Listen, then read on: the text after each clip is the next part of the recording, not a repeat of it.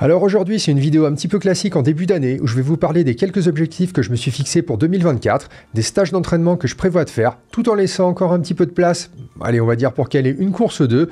On sait jamais si par exemple, il y a un slot pour Kona qui me tombe dessus à un moment.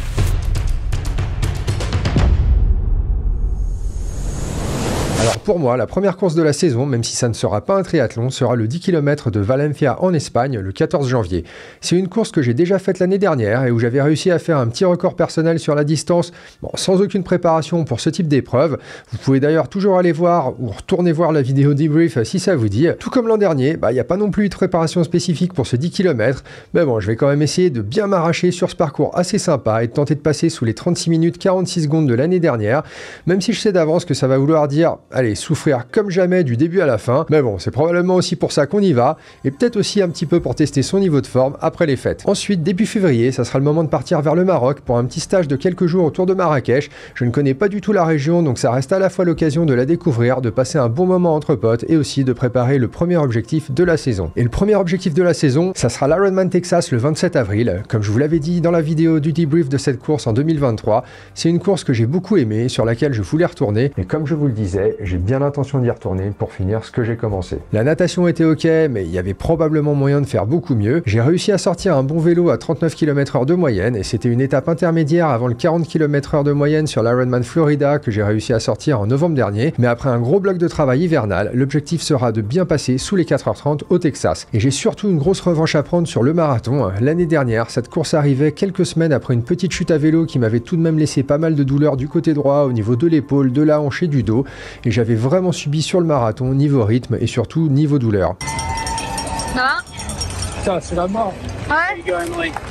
Cette année, ça va être différent et j'y vais avec deux objectifs. Passer sous la barre des 9 heures sur Ironman, ça fait longtemps que je vis cet objectif, mais je sens qu'en 2024, ça sera l'année où le travail réalisé et l'expérience accumulée vont me permettre de l'atteindre. Et l'autre objectif sera de décrocher un slot pour Kona, car je n'ai clairement pas envie d'attendre 2026 pour refaire un championnat du monde Ironman. Après ça, la prochaine course que j'aurai dans le calendrier sera le Challenge Roth le 7 juillet. Avec Kona et le Norseman, Roth était la troisième course que je voulais absolument vivre en tant que triathlète.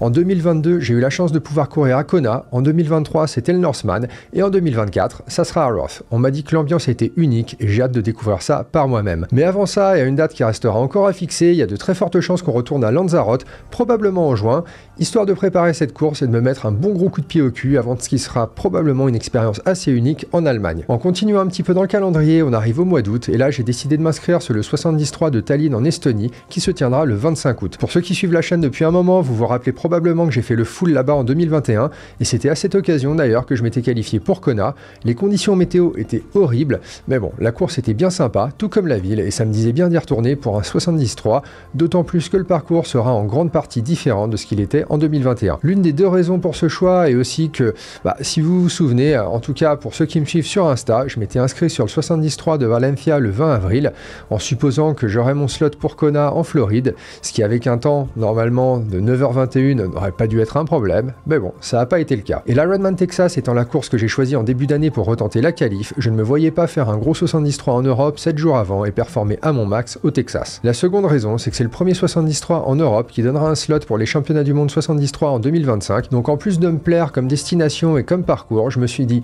bon, pourquoi pas, à supposer que la destination pour les championnats du monde cette année-là me plaise également. Ensuite, il y a une petite période de flou jusqu'à décembre, alors peut-être qu'il y aura Kona, on sait pas, mais bon, s'il n'y a pas Kona, il y aura de toute façon une autre course, ça c'est certain, mais bon, on va quand même espérer que ça soit Kona. Et donc en décembre, dernière course du calendrier 2024, qui sera les championnats du monde 73 à Taupo en Nouvelle-Zélande. J'ai vraiment hâte d'aller visiter ce pays que je ne connais pas du tout, j'ai vécu 2 ans en Australie, mais je n'ai pas eu l'occasion d'aller en Nouvelle-Zélande, et du coup, ça sera une bonne excuse en fin d'année. Donc pour le moment, on est calé sur 2 full et 2 73, il reste encore un petit peu de place dans le calendrier, et tout se décidera probablement après l'Ironman Texas en fonction du résultat. Dites-moi en commentaire si vous avez prévu de participer à l'une ou l'autre de ces courses, et comme toujours, ça sera un véritable plaisir de vous y croiser. Bon début d'année à tous, et surtout entraînez-vous bien parce que les premières échéances de 2024 vont arriver très vite.